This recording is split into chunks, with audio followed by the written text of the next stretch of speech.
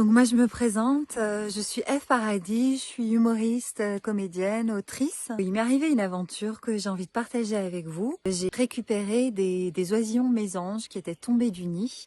Donc ils étaient tombés du nid là, juste là. Voilà, là par terre.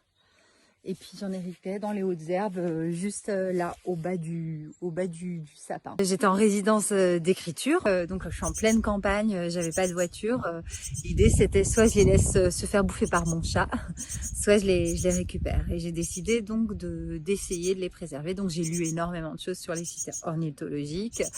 J'avais pas la possibilité de les mener dans un refuge. Et de toute façon, je suis dans un coin tellement paumé qu'à 300 bornes à la ronde, il y a pas de refuge pour animaux. Mais j'ai quand même été super attentive à ce qu'il n'y ait pas des parents dans le coin, en fait. Et donc, je les ai d'abord laissés sur place, je les ai observés.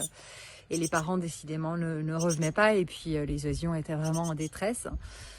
Donc je les ai mis une fois à l'intérieur, après je les ai ressortis à l'extérieur, je l'avais lu sur des sites, les remettre dans un lieu un peu plus sécurisé, pas loin de l'endroit où on les a trouvés. J'ai cherché le nid, j'ai jamais trouvé le nid, donc comme il y avait eu beaucoup de vent les jours précédents, je pense que le nid avait été précipité par terre et qu'il avait été dispersé. Et puis surtout je savais qu'il y avait un problème parce que la veille, au soir, j'avais vu mon chat déjà manger un oisillon de mésange exactement au même endroit. Il l'a croqué en 2 bouchées. Hein.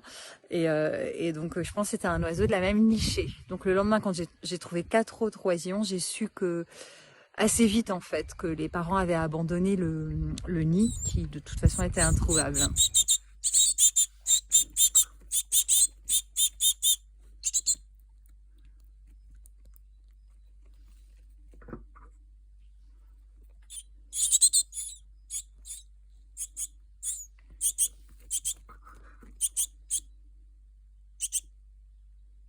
Hop. Oh, il fait hors du nid, le loulou. C'est bien, bravo. Qui n'a pas mangé de toi? Toi, tiens là. Tiens. Viens manger, loulou. Toi, tu vas pas bien.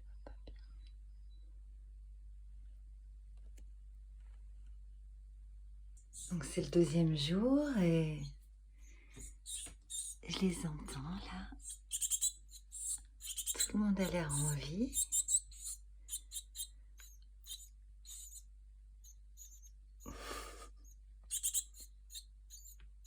Je vais les nourrir.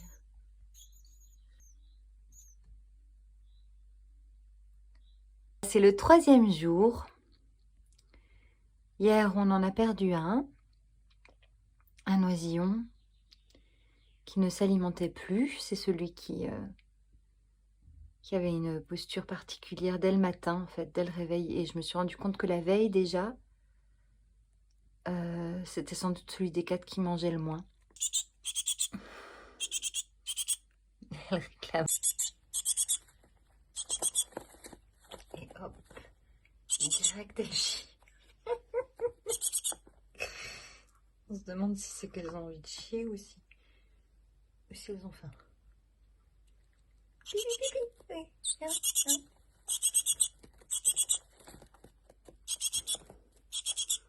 Ouais, c'est une histoire. La 3e.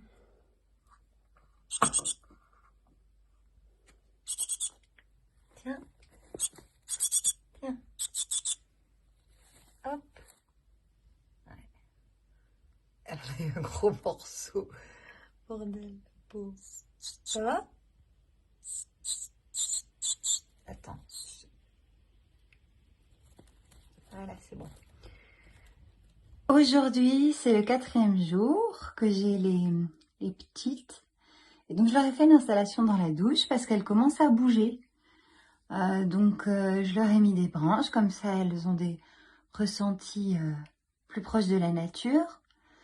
Donc, elles continuent à manger. Leurs selles ont une meilleure couleur. C'est le 4e jour. Leurs selles sont redevenues noires. Elles se sont adaptées à l'alimentation que je leur ai donnée. Et puis, en fait, elles sortaient beaucoup de la caisse. Des 2 caisses, je les retrouvais dans la salle de bain, n'importe où, planquées. Et donc, du coup, je préfère les préparer. Du coup, j'ai mis un semblant de branchage. Et donc, je leur fais des petits trainings d'envol. Je pourrais pas leur apprendre ni à ni à chanter, ni à chasser. Voilà. Donc là, elles communiquent entre elles, c'est bien. Elles ont des petites sensations. Ok, je vais les aider à descendre peut-être. C'est le 5e jour. Et elles ont eu du steak haché ce matin. Alors elles sont un petit peu cuites. Sauf une qui était très vigote. Alors je l'ai mise sur la branche et puis elle sautillait d'une branche à l'autre tout à l'heure.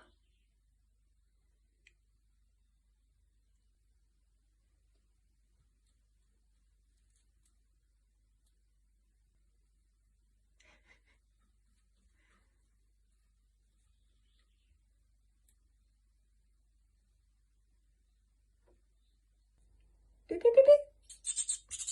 Pipi, pipi. Pipi, pipi. Oui. Pipi, pipi. Pipi, pipi.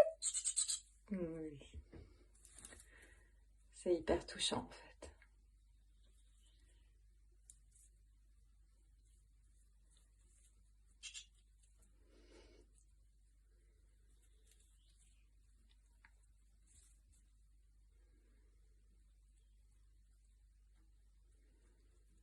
Pipi, pipi. Pipi, pipi.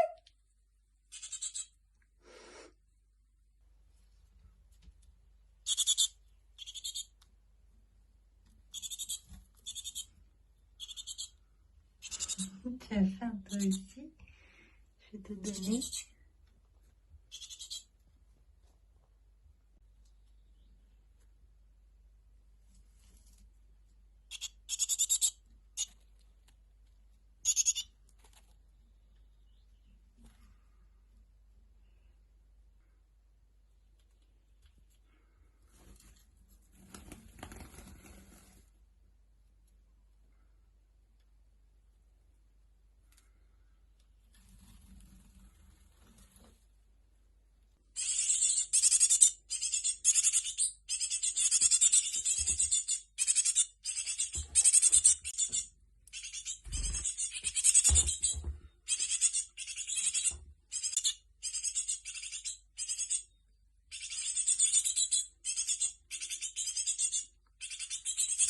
Trop grand.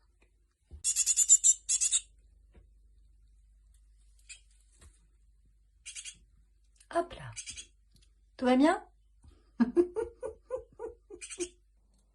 Là, il y a une phase d'émancipation. Ils vont spontanément hors du nid. Ils prennent un peu d'espace. Et puis alors, je ne sais pas si c'est toujours le même parce que j'ai du mal à le reconnaître, mais il y en a un qui va toujours plus loin que les autres. Et voilà, donc il s'est aventuré un peu plus loin du nid. Mais on sent que ça devient ambiance funky, quoi.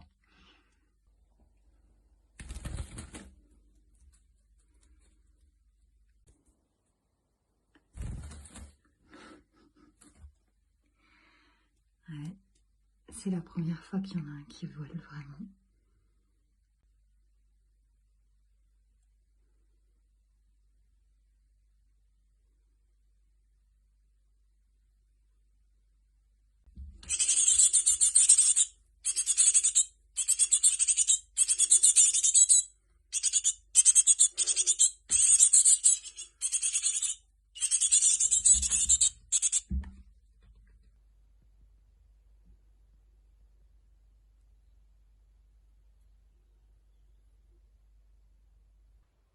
Aujourd'hui, c'est le 6e jour que j'ai à ma charge les petites mésanges.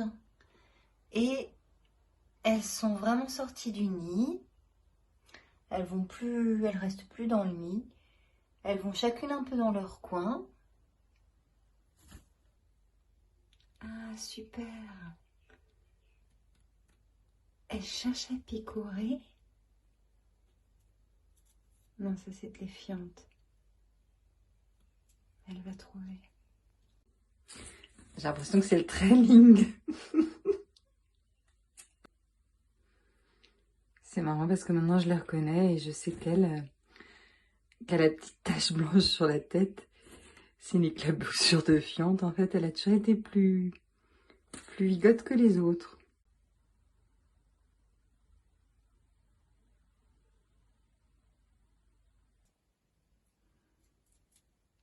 C'est le 7e jour et voilà. Elles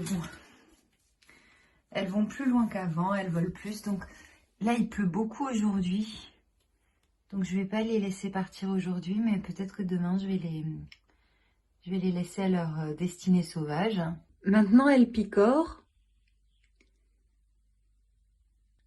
Elles mangent la nourriture que je leur présente sur une surface sans que je sois obligée de leur mettre dans le bec. Donc je pense que voilà, elles ont bien grandi. Je leur ai installé de quoi s'entraîner à voler un peu plus haut. Et ça marche, elle est montée en plusieurs fois. Je pense que je vais pouvoir les lâcher demain ou après-demain.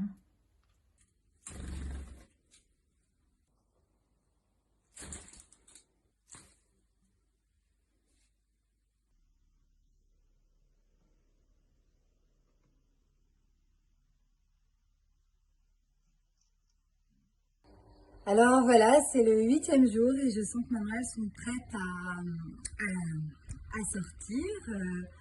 Donc je vais voir comment elles réagissent dehors.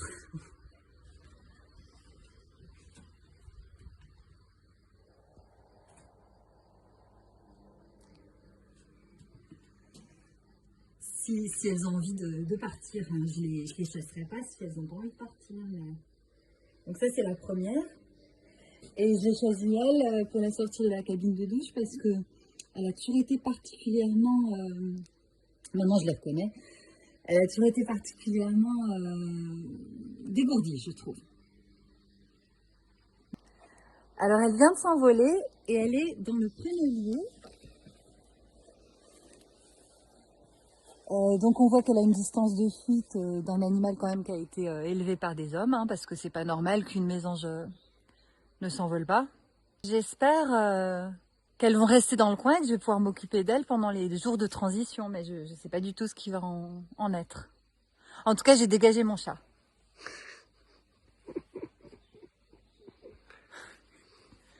Bon. Ah ouais, elle attend la bouffe, hein. Elle attend que je la nourrisse encore, putain. Je sais pas comment je vais faire. Bon, je vais mettre sa frangine près d'elle. Voilà, donc là, elles se sont rejointes.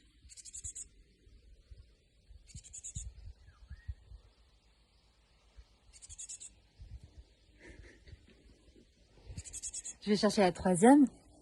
Voilà, donc là, c'est la 3e mésange. Et on va voir comment elle réagit, parce que peut-être qu'elle va entendre ses compagnonnes.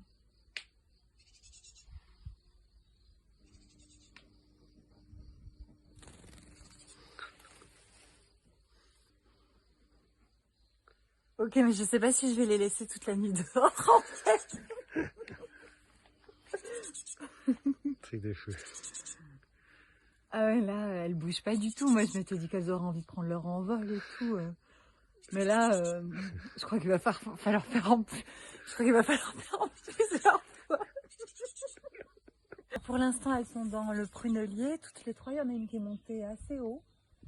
Et donc, je me dis que si elles restent là, cette nuit, elles vont passer une première nuit dehors. Et puis, je pourrais continuer à les nourrir un peu dans la transition si elles s'éloignent pas. Mais je sais pas du tout si elles vont s'éloigner ou pas. Donc, je vais essayer de voir si elles sont réceptives. Ah bah ouais. Ah oui, bah elles bougent sans problème. Je vais aller vers l'autre. Il y en a une qui est trop haut.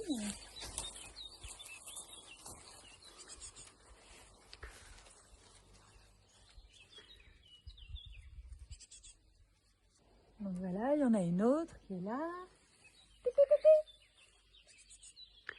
Ah voilà, j'arrive à les nourrir dehors. Ça c'est une bonne nouvelle, mais il y en a une qui est très haut. Elle appelle, mais elle est trop haut.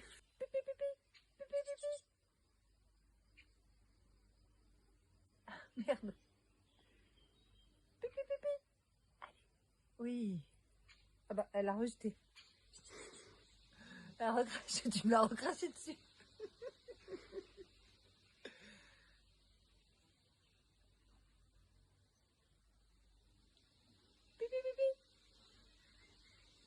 Allez, oui. Là, elle l'a avalé. Mmh. Ah, bah l'autre, elle s'approche.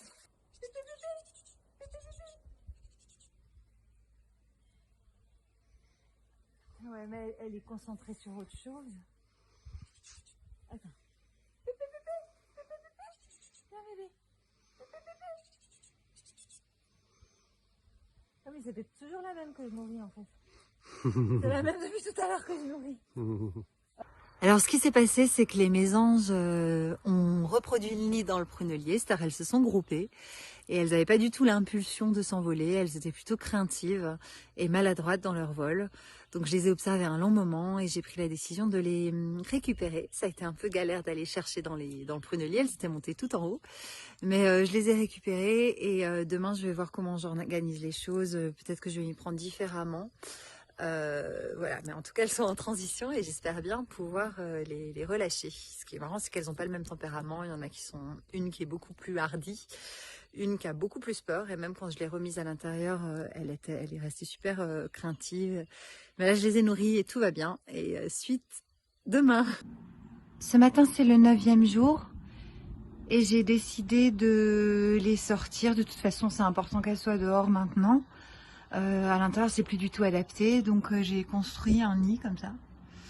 Comme ça, si elles veulent rester, c'est le nid qu'elles connaissent. En fait, je l'ai installé comme ça. Si elles veulent rester, elles restent dans le coin. Elles ont le repère du nid. Et puis, je pense qu'elles vont se disperser. Donc voilà, je vais les sortir dans un instant. On est en milieu de matinée et voilà, je les nourrirai si elles demandent. Alors elle, on va voir comment elle réagit. C'est la plus craintive. Et il se trouve qu'en fait, les deux autres, je les ai sorties.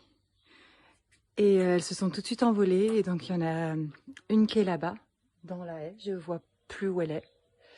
Je la vois plus du tout. Et une qui s'est barrée de l'autre côté, vers là-bas. Donc, je vais voir si elle crie.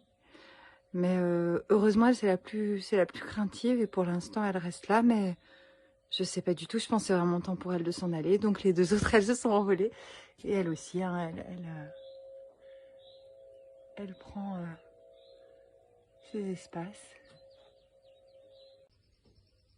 Donc, elle a fait tout un tour comme ça. Elle était sur le fil là-haut et puis elle a fait un tour. Elle est allée au-dessus du charme à côté du Kamasi Paris et hop, elle est revenue ici.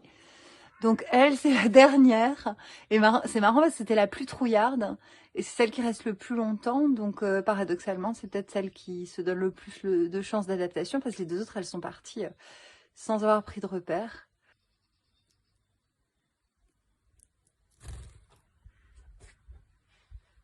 Qui c'est que je retrouve impromptunément?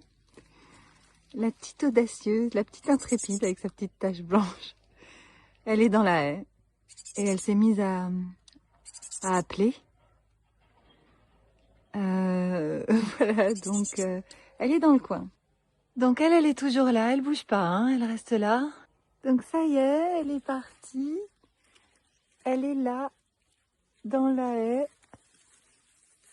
On voit sa petite tête et voilà, elle se cache. C'est intelligent d'aller dans la haie parce que ça les protège bien.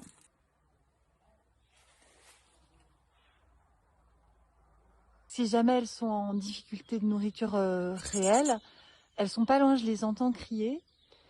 Et donc voilà, je peux les nourrir en cas d'urgence, mais il va falloir qu'elles apprennent. En tout cas, elles sont dans le quartier. Je me retrouve toute seule. Elles sont parties toutes les trois. Et c'était très intense en fait de m'occuper d'elles. Je pense que ça aurait été mieux que je les amène dans un centre pour animaux sauvages. J'ai appelé un de ces centres qui m'a donné des conseils pendant que je les avais. Et comme j'étais très éloignée du centre, c'était compliqué de les mener là-bas. Surtout le voyage, en fait, pour des petits oiseaux, ça peut être aussi périlleux. Donc du coup, je les ai relâchés ici et je leur souhaite vraiment tout le meilleur. En fait, c'est pas facile de les laisser partir parce que c'est le grand bain, quoi. On sent bien que même elle, celle que j'ai pu filmer, parce que les autres se sont précipités, mais celle que j'ai pu filmer, on sent qu'elle est au bord, ouais, de la vie, quoi, de la vraie vie. Et c'est, ouais, c'est émouvant. J'espère que certains ont regardé la vidéo, que ça les a inspirés. Et c'est en lien avec la nature qu'on doit préserver. À bientôt.